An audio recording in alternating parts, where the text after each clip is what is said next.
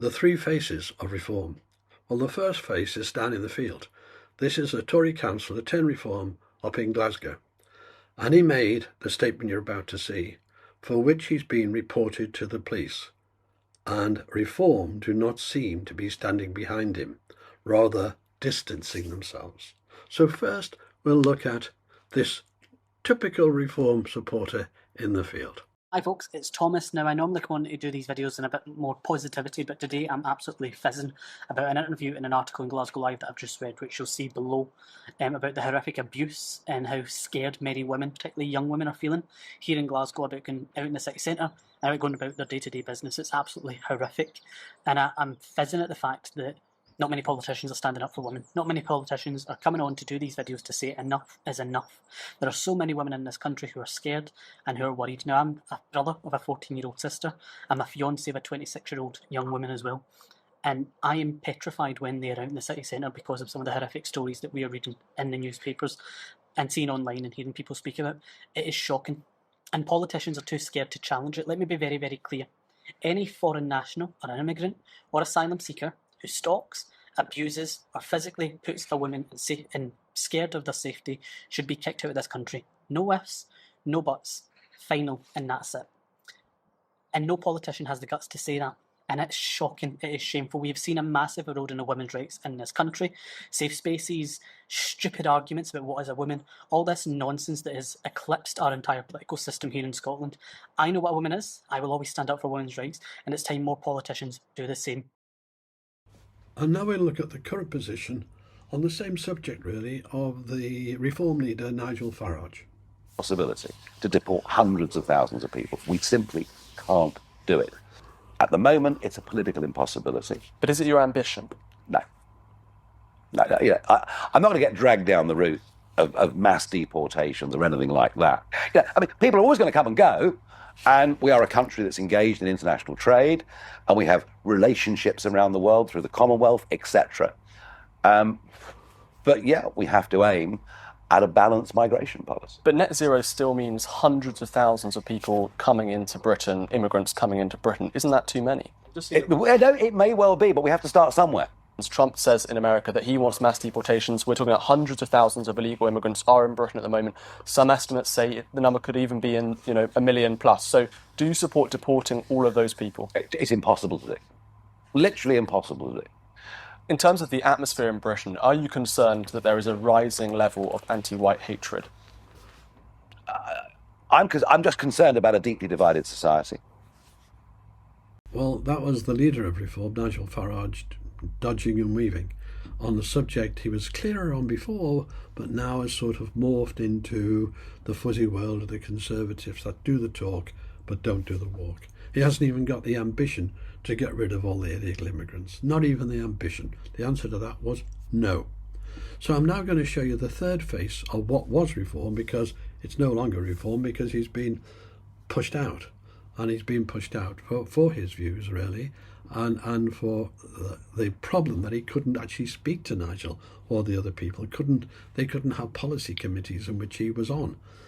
Because he's not found favour, he's out. I think with a lot of smear campaigning, that's totally untrue, and absolutely untrue, and was a deplorable thing of the people at the centre of Reform to do, headed by Nigel. Absolutely deplorable. And for that alone, I wouldn't vote Reform now. But then, yet again, I can't not support the people in the field. Because the people in the field, like the first one, how could I not vote for him if he was standing for election? I'd have to.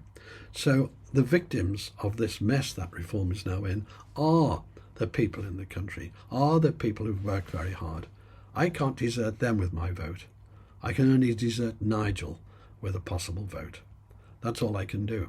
So I have to look at the candidate that's in front of me if I'm voting for Reform. I've never been a member, but if I'm voting, and I'd look at the candidate in front of me and then decide. But anyway, now take a look at the third face of what could be Reform with Rupert Lowe.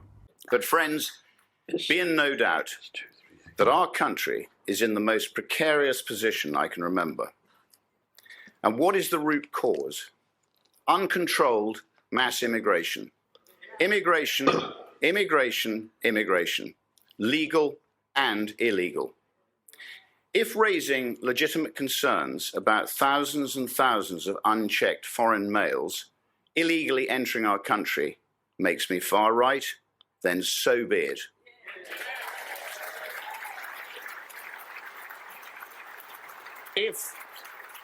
If objecting to these men, often from alien cultures that hold no respect for women, being housed in luxury accommodation at taxpayers' expense makes me a racist, then so be it. If believing that immigration should be strictly controlled and designed to solely benefit the British people makes me a bigot, then so be it. I do not care, and nor should you. For too long, our language has been policed and censored. Decent men and women have been forced into silence. I say no more. What has that sinister attitude led to?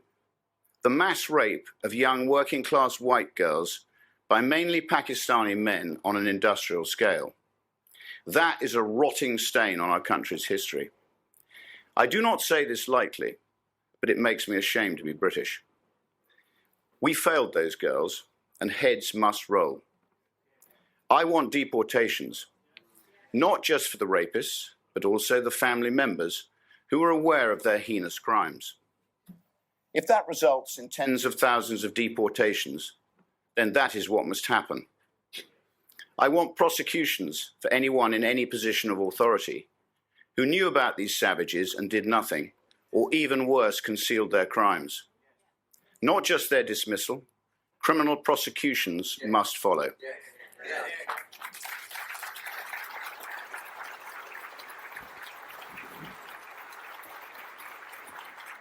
I want justice for anybody involved in these rape gangs, should feel the full force of the law. Race and religion must protect no one. As a country, how did we let this happen to those poor young girls? Most horrifyingly, it's still happening today, right now as I speak to you tonight. Never forget that. Many of these monsters have even been released back into the same communities where the children they raped reside. Words appropriate on this stage cannot adequately describe what I think of these beasts. I don't want thoughts and prayers from government. I want action.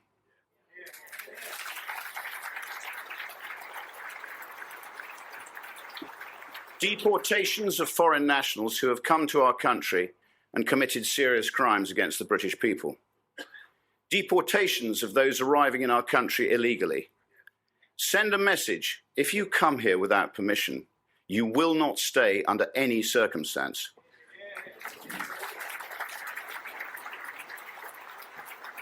Two words: detain, deport. Deportations of those living in our country illegally. Recent estimates stated that up to 1 in 12 individuals living in our capital city are illegal migrants. I pushed the Home Office for a full review into the impact of illegal migrant crime on British women and girls. They refused.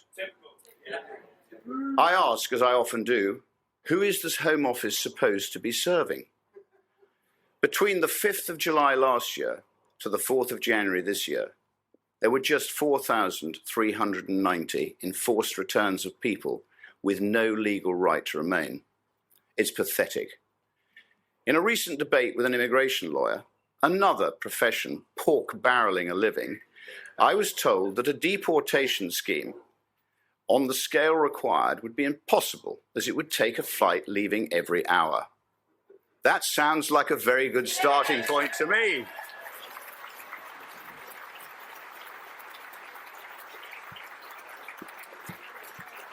The message has to be clear.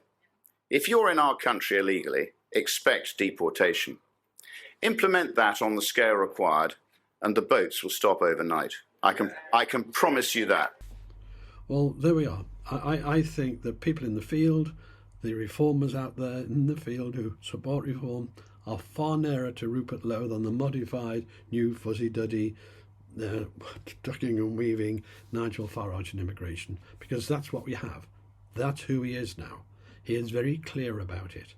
And together with the chairman, who he doesn't seem to want to go against, that's it. There's no conviction there. There is absolutely no conviction there. And somehow we've got to bring about a change. Obviously, the best thing to do is for the team at the top, especially the chairman and Nigel, should resign, really. That would be a very brave, if they ever did that, I don't think it will happen, but that would actually be something that would gain a lot of my respect, because it would show they're not in it for themselves. It would show they're in it because they accept what the people in the field want. Yes? And I believe if there was a proper campaign, which you can't have because you're not members, you don't have votes, even though we stood up at all those conferences and said this. Tomorrow begins the Reform UK Conference, being held at the NEC in Birmingham and takes place over Friday and Saturday. Delighted to say between 3,500 and 4,000 members of Reform will be in attendance. They're going to be very excited because we established that beachhead in Parliament, and we proved that if you vote Reform, you will get Reform, and psychologically that makes a big difference. I said in Clacton in the early hours of the 5th of July that I was there to represent the people of Clacton in Parliament, but that as party leader, I would professionalise and democratise the party. So here's the story. When I set the party up and chose the name, the company behind it, Reform UK Limited, was a company guaranteed by shares. And yes, I own 60% of those shares, which led to much hilarity in the press. But I did it for a very simple reason. Number one, so that I could make very fast decisions. And, after 30 years in politics, hopefully I do roughly know what I'm doing. But secondly, and most importantly, the real reason was to prevent a small, nascent political party being taken over by malign actors. And that was my really big fear. But we've moved on since then. We're now a party with about 80,000 members, with 5 members of Parliament, with branches springing up all over the country, and thousands, literally thousands of people coming forward saying they want to stand for us in county, district and unitary elections, let alone those that want to stand in Wales, Scotland and elsewhere. So I've now made a decision. I no longer need to control this party. I'm going to let go. We will change the structure of the party from one limited by shares to a company limited by guarantee. And that means it's the members of Reform that will own this party. I'm relinquishing control of the company and indeed of the overall control of the party. It's now going to be the members, and that I think is the right thing. Yes, that is the right thing, but you didn't do it. Today, you and the chair own 100% between you of the shares in that company limited by guarantee. Today, there's no voting system that anyone can vote for or against you. You own it. That is the situation today. And that is the problem. Because if it was democratic, the problems now could be sorted and the members could decide how they wanted things, who represented their views best. But we don't have that in Reform. And you, sir, have not delivered what you promised.